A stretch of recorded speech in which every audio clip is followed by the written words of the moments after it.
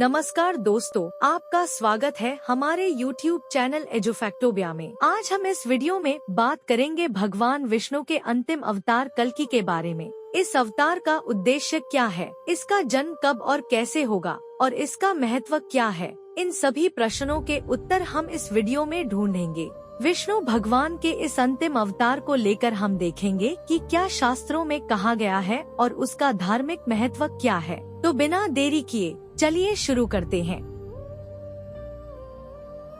वेदों में विशेष रूप से वर्णित है कि भगवान विष्णु त्रिमूर्ति का एक हिस्सा है, जिनमें ब्रह्मा, विष्णु और महेश्वर शामिल हैं।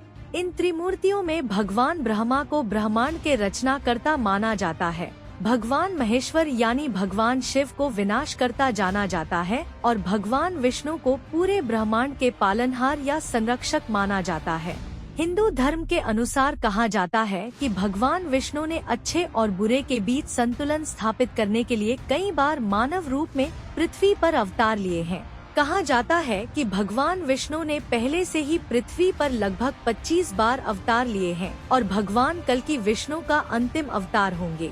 धार्मिक शास्त्रों में 4 युग सतयुग, त्रेता युग, द्वापर और कलयुग के बारे में बताया गया है। 3 युग बीत चुके हैं और अभी कलयुग चल रहा है। शास्त्रों में उल्लेख है कि कलयुग समय के साथ और भी अधिक भयंकर होता जाएगा। कलयुग में पाप बढ़ेगा तो मनुष्य अपने कर्मों का फल भी भुगतेंगे। ग्रंथ पुराणों में कलयुग के देवता का कल्कि भी जिक्र किया गया है। मान्यता है कि कलयुग के अंत समय में भगवान कल्कि धर्म की पुनर्स्थापना के लिए जन्म लेंगे। भविष्यवाणी और विशेषताएं। पुराणों में बताया गया है कि कलयुग के अंत में भगवान कल्कि अवतरित होंगे। वे एक सफेद घोड़े पर बैठकर आएंगे और राक्षसों का नाश कर देंगे। पौराणिक मान्यता के अनुसार कलयुग 4,32,000 वर्ष का है, जिसका अभी प्रथम चरण ही चल रहा है। कलयुग का प्रारंभ 3102 ईसा पूर्व से हुआ था, जब 5 ग्रह मंगल, बुध, शुक्र, बृहस्पति और शनि मेष राशि पर 0 डिग्री पर हो गए थे। इसका मतलब 3102 प्लस 2024 इज इक्वल टू 5126 वर्ष कलयुग के बीत चुके हैं और 4,26,874 वर्ष अभी बाकी है और कल्कि की पूजा, आरती और प्रार्थना करीब 350 साल से हो रही है। ऐसा माना जाता है कि कल्कि अवतार का प्रकट होना कलयुग के अंत में होगा। यह वह युग है जिसमें अधर्म और पाप का बोलबाला होता है। कल्कि का आगमन सत्ययुग यानी सत्य के युग की शुरुआत का संकेत देगा। कल्कि को एक शक्तिशाली योद्धा के रूप में दिखाया गया है, जो एक सफेद घोड़े पर सवार होकर आता है और एक जलती हुई तलवार धारण करता है। यह प्रतीक उनके अधर्म के विनाशक और न्याय के पुनर्स्थापक के रूप में उनकी भूमिका को दर्शाता है। पुराणों के अनुसार कल्कि का जन्म एक ब्राह्मण परिवार में शंभल नामक गांव में होगा। उनके माता पिता का नाम विष्णुयश और सुमति होगा। कल्कि के 3 बड़े भाई सुमंत, प्राज्ञ और कवि होंगे। भगवान कल्कि के गुरु परशुराम होंगे और परशुराम के आदेश से ही कल्कि शिव की आराधना कर दिव्य शक्तियाँ प्राप्त करेंगे। भगवान कल्कि के 2 विवाह होंगे। पहली पत्नी लक्ष्मी रूप पद्मा होंगी तो दूसरी पत्नी माता वैष्णो देवी का शक्ति रूप रमा होगी। भगवान कल्कि के 4 पुत्र होंगे, जिनके नाम जय, विजय, मेघवाल और बलाहक होंगे। कल्कि का वर्णन चंद्रमा की तरह उज्जवल रंग और दिव्य बुद्धि और शक्ति से परिपूर्ण के रूप में किया गया है। उनकी तलवार इतनी शक्तिशाली होगी कि वह एक ही वार में समस्त बुराई का नाश कर देगी। भूमिका और उद्देश्य।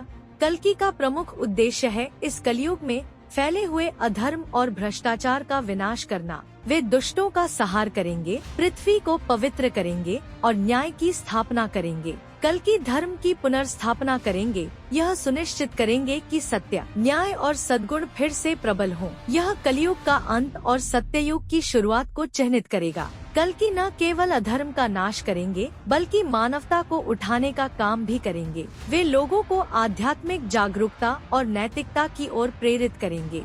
सांकेतिक व्याख्याएं।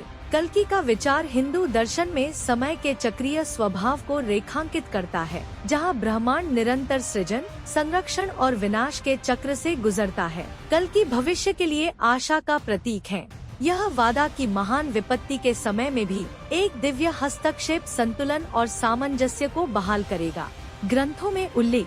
विष्णु पुराण, भागवत पुराण और अन्य पुराणों में कल्कि के आगमन, उनकी वंशावली और उनके दिव्य मिशन का विस्तृत वर्णन है। महाभारत में भी कल्कि का उल्लेख मिलता है, जिसमें अंत समय और धर्म की पुनर्स्थापना की बात की गई है। सांस्कृतिक प्रभाव, कल्कि कई साहित्यिक कृतियों, कलात्मक चित्रणों और आधुनिक रूपांतरणों का विषय रहे हैं। उनकी कहानी हिंदू संस्कृति और आध्यात्मिकता के विभिन्न पहलुओं को प्रेरित और प्रभावित करती रहती है। कुछ क्षेत्रों में कल्कि के आगमन की प्रतीक्षा और पूजा के लिए विशेष उत्सव और अनुष्ठान आयोजित किए जाते हैं।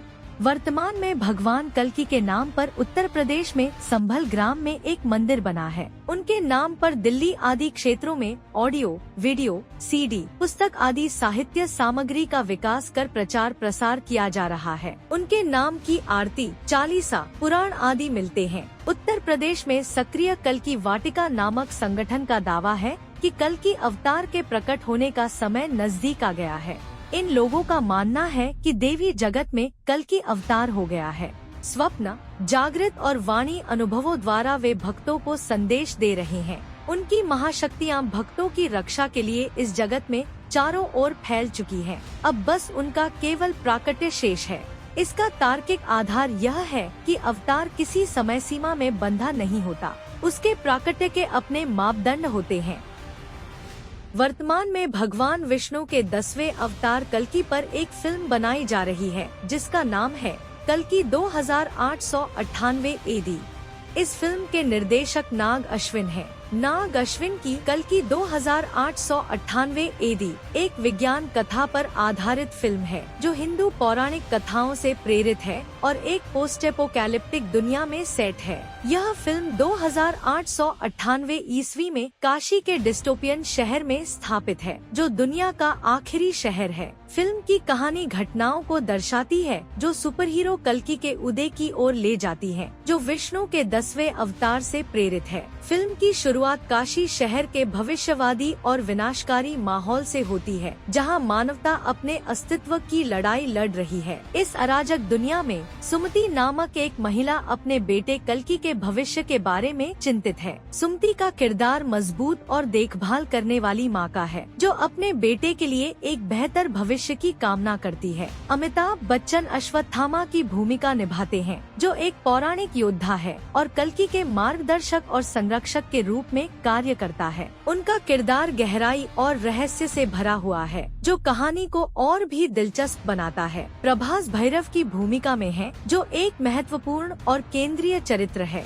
भैरव का किरदार ताकत और साहस का प्रतीक है, जो कल्कि के उदय में महत्वपूर्ण भूमिका निभाता है। फिल्म में भैरव की यात्रा और संघर्ष को दर्शाया गया है, जो अंततः कल्कि के उदय का मार्ग प्रशस्त करता है। फिल्म में तकनीकी और विशेष प्रभावों का बेहतरीन उपयोग किया गया है, जो भविष्य की दुनिया को वास्तविकता के करीब लाता है। नाग अश्विन का निर्देशन फिल्म को एक भव्य और मनोरम अनुभव बनाता है। आज हमने जाना विष्णु जी के आखिरी अवतार कल्कि के बारे में। यह हमारा प्रयास था कि हम आपको विष्णु पुराण से लिए गए ये महत्वपूर्ण ज्ञान दे सके। कल्कि जैसे महान अवतार का उद्भव होने से हमें गर्व है, क्योंकि वे धर्म के संरक्षण और अधर्म के नाश के लिए प्रतिष्ठित हैं। अगर आपको यह वीडियो पसंद आया हो तो इसे लाइक करें, अपने दोस्तों और परिवार के साथ शेयर करें। हमारे चैनल को सब्सक्राइब जरूर करें, ताकि आप हमारी आने वाली वीडियो से अपडेट रहें, और बेल आइकन को दबाना न भूलें,